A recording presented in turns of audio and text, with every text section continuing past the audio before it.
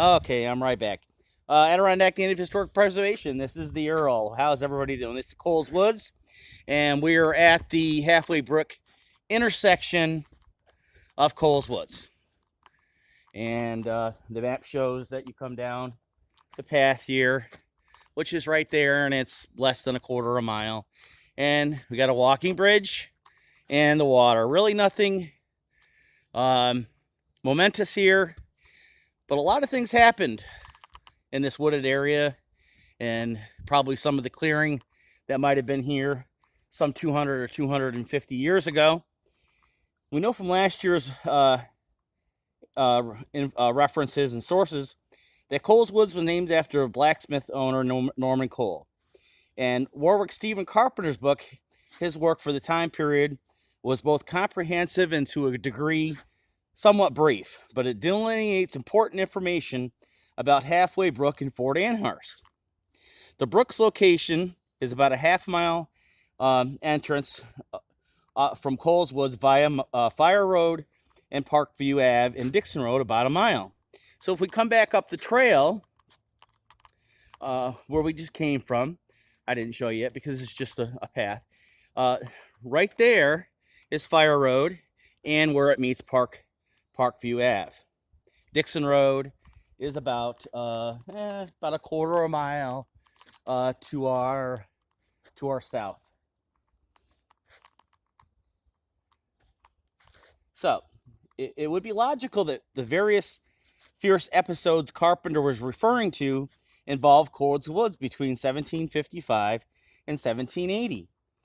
We also know from Carpenter, Anderson, and Steele works, all three authors, about Sir William Johnson's involvement during the French and Indian War and right before the Battle of Lake George, and the old military road that was built by Johnson in the spring, early summer of 1755, leading from Fort Edward to Lake George or Lake Sacrament, Lac Du Saint Sacrament, prior to Johnson renaming it Lake George.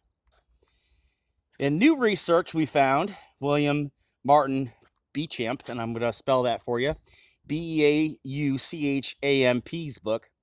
He begins discussing Johnson's grand partnership from trading goods with the French and regional native Indian, Mohawk, and Albany, to obtaining a warrant from General Edward Braddock in June of 1755, and his first lecture on June 21st as the great overseer and orator to the Mohawk Iroquois Indians.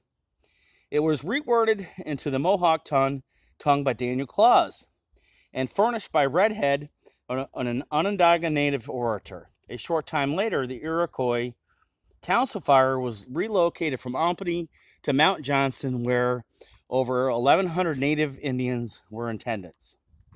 During the meeting, Redhead described one Cayuga native village as being forced to leave their residence due to necessary provisions and need for the coming months.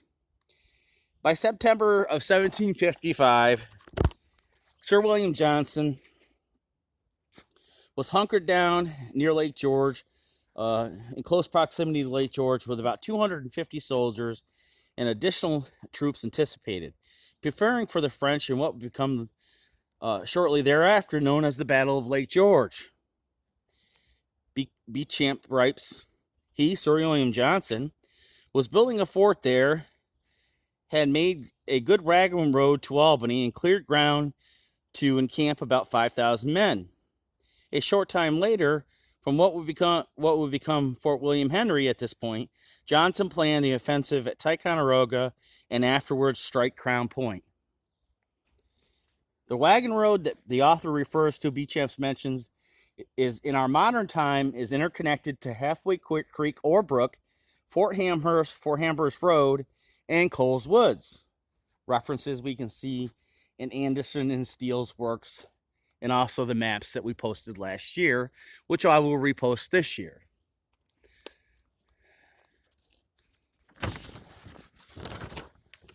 Also, in June of 1755, Johnson's role was to agree and question, along with Governor William Shirley's position and character. Johnson spent several years mentioning the New York Iroquois Indians and believed he himself was the best British officer to control and oversee the natives. A short time later, after Shirley's death, sorry about that. Shirley's death shocked the British officials and Sir William Johnson, of course. After Johnson's long eulogy at the governor's funeral, Sir William wrote Britain's ministry in these words: "Management of the Indian affairs had not been sought by me,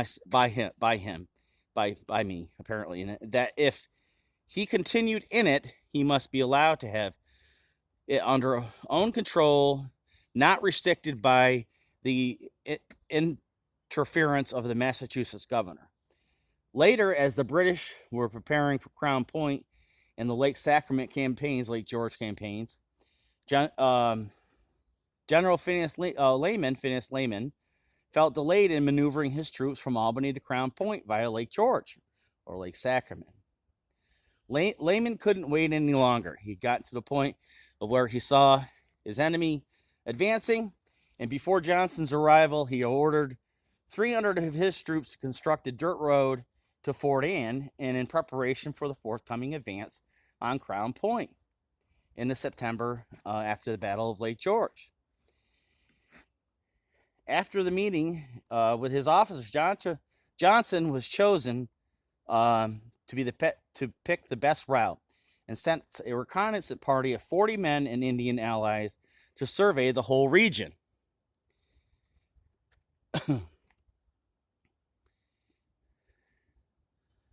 After we got there, the group unanimously gave their opinion. The road to Lake Sacrament, Lake George, appeared to them the most suitable, and that it ought to be sought immediately set about. In other words, let's get it done. It was also determined to send forward 2,000 men to cut a road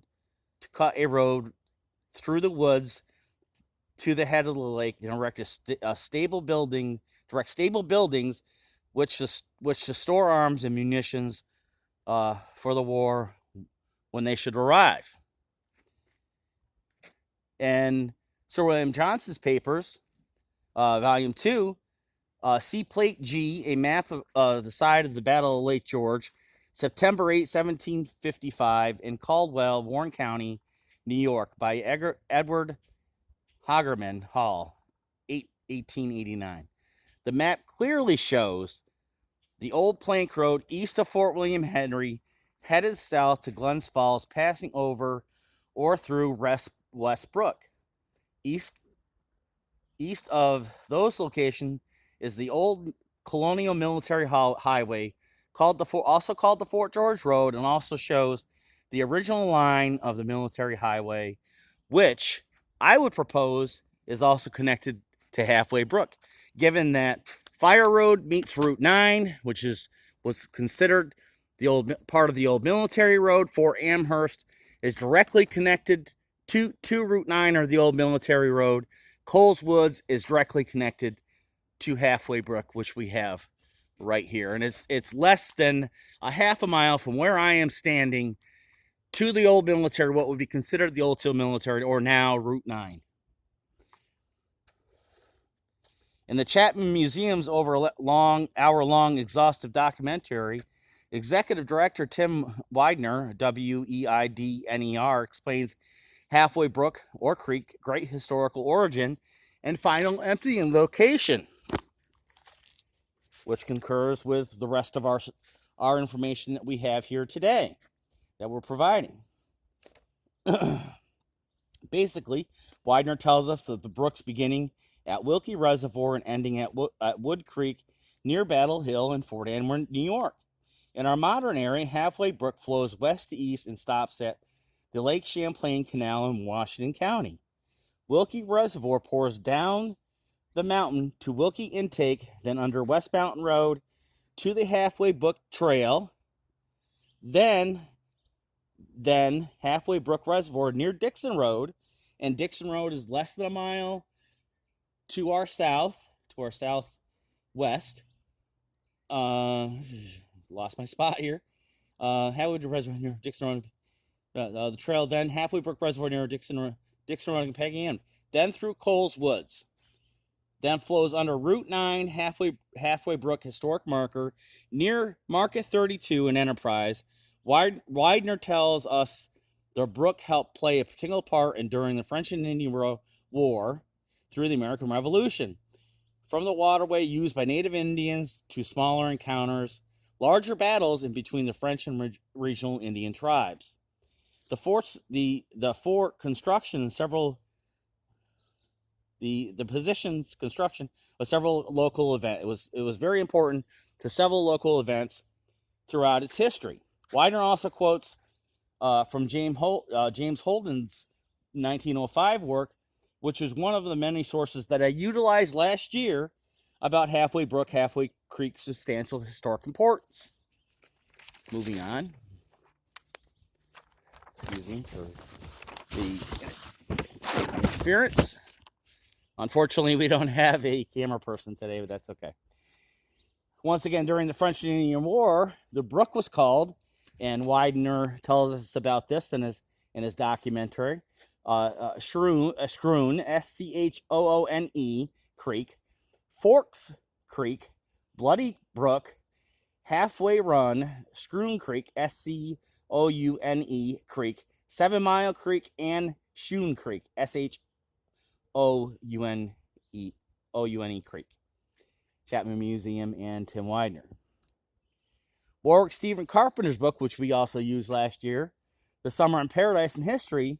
See the map on the last page in the original reveals the brook as Halfway Creek, which also agrees with, once again, the Chapman Museum and Tim Widener's research. Also in agreement, again, would be Sir William Johnson's work in Volume 2, again. At a council of war on September 7th, 1775 at Lake George, Peter Warwicksall writes General Johnson, Warwaxall, W-R-A-X-A-L-L, writes General Johnson and 10 other offers regarding some military reconnaissance that the British were doing upon the native Indian and their enemy, the French, near Lake George. So he writes Warwick about the mission, and his brother. Chief Hendricks, after finding out about the mission, writes his brother Mohawk in these words. Warwick's write Johnson, and some of his offers about the Mohawk Indians' involvement and maneuverings. And Chief Hendrick, after finding out about the mission, writes his brother to Mohawk in these words: "Brothers, when we first set out from hence, we went to South Bay, where we spied tracks of 2 men, which we pursued in an journey toward evening. 3 nights ago, we heard 6 guns fire, and we proceeded on our journey till night, and in the morning, the day before yesterday, we heard so many guns fire that we could not count them. Upon which we counseled together and thought this army must be proceeding by the way of Wood Creek. A short time later, we turned back toward South Bay, and in our road found 3 large roads made. And in our route, we found 3 large roads made yesterday, which we judged were marching toward the carrying place, and they would have had gone right through Route 9, which would have been the Military Road, which once again is about a half a mile from where we stand." In H. Russell Harris's book, Harrisina, which is also some new research, A Settlement Near Lake George, New York, 1775 through 1980, Harris writes grist mills. The one we used most was bullions at Tripoli, Bullion, Tripoli, Tripoli, beyond Patton Mills. It was powered by water from Halfway Brook, piped through an overshot. Franklin B. Hughes's book accounts for several references to Halfway Brook or Halfway Creek. From a map traced by William Breiser's map, based upon surveys made by the order of General Amherst in 1762 clearly shows the location of this vital waterway. Between May and June of 1758, Major Robert Rogers was preparing for a forthcoming campaign focused toward Fort Caroline, now Ticonderoga. Accompanying Rogers was his native Indian allies, and one of them was Captain Jacobs, leader of the group of Mohican warriors. Rogers writes, on the 20th, at Halfway Brook, we met. My Lord Howe advanced with 3,000 men, to whom I gave an account of my scout, with plans of landing place the fort at Caroline and the situation of the lakes. He was given a report to his commanding officer. On July 8th and 22nd, writes again 2 different times. July 8th, by the order of General this day, begun a scout to South Bay, having affected nothing considerable. Basically, they didn't see anything considerable, except discovering a large body of enemy near 1,000. This party the next day fell upon a detachment of Colonel Nichols' regiment at the Halfway Brook, killed 3 captains and 20 private men. And Jeffrey Amherst and John Clarence Webster, which he edited, the journals of Jeffrey Amherst, there indicates references to this well-known brook. Once again, Amherst writes, by June 3rd, 1758, all the colonials had not arrived from Albany. Amherst decided to move north at that point to Fort Edward. After resting there a short time, the army pushed on to Lake George, where they remained a month. And it would have had to walk right up the old Military Road, which is Route 9, also known as the Plank Road, right into Lake George, right past Fort Amherst, which was once again less than a mile just southeast of where we stand right now.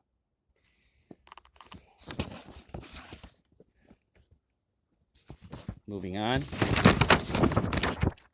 Amherst ordering construction of a fort, which would become Fort George. Only one bastion was ever completed. 4 successful issue of the campaign made such a stronghold necessary. Basically, the stronghold that they were building, Fort George, was very necessary to Rogers' not only position but also future advancements into Ticonderoga, Caroline, and further north into further locations and into Canada later on. On June 13th, 1758, a scout came from the Sacandaga, said 12 Indians had passed near them. I sent a party to waylay them. They may be of Sir William Johnson's, or if the enemies. They crept down upon some part of the Hudson River. I wrote to all the posts to advance them, advertise them, or to tell them about what was going on. Ordered Colonel Grant to march with the Royal Highland Regiment, 500 provincial, 1 company of gauges, 1 of Rangers, 1 of Indians, 2 6-pounders to erect a post at Halfway Brook. On June 15th, all the wagons loaded were artillery stores sent to Halfway Brook, with a number of boats and wagon and whale boats on men's shoulders, 15 to a boat. The next day, on June 16th, Colonel Whitney's regiment came up with boats and provisions, sent all the wagons with stores and provisions to Halfway Brook. As it was a fine day, I ordered all the light artillery to march there at 2 o'clock, escorted by 200 grenadiers and 100 light infantry. That's Amherst and Webster. And then 2 other different occasions, different regiments marched to Halfway Brook, and that was on June 18th. And then we can see a map in Amherst and Widener's work on pages 122 and 23, which also, again, unquestionably shows Shoon Creek, also known as Halfway Brook or Halfway Creek, which also, once again, concurs with Chapman Museum and Tim Widener's research, which we have used today. And once again, additional new research, we find one of the author's orderly book, Commissioner Wilson's orderly book, to be more exact, June 17th, 1759. The 1st Battalion of Massachusetts, under the order for marching to strike their tents at Reveille Beating and march half on the half after to Halfway Brook, where the commanding officer will put himself under the command of Colonel Grant. They are to take under their escort wagons loaded with provisions, which are to basically leave very early in the morning. The next morning, all the men returned by the provincial regiment not to be marksmen are to assemble tomorrow morning in front of their regiments. They will march by the left to the ground where the Massachusetts fired that evening, and will fire 5 rounds a man. Major Rogers will take care of the ground in front of him and clear it. Officer of each regiment to attend. On June 20th, Major Rogers and Major Rogers and Major Galwin, with Gates light infantry, will from advance guard and are to take great precaution to keep out the flanking parties to the right as far as Halfway Brook. From there to the lake, or which lake means Lake George, will have advance parties and flanking parties to the left as well as to the right, which would have been typical for that time period. They would have tried to, in the Civil War, they would call it a hook or a fish hook. They would try to come around and flank your outwardly post where your men were, and that post would be shaped almost like a fish hook, and they would try to come at you that way and eventually advance towards your middle line. Military maneuvers for the time period were somewhat restricted, but also very powerful and very precise. Moving on.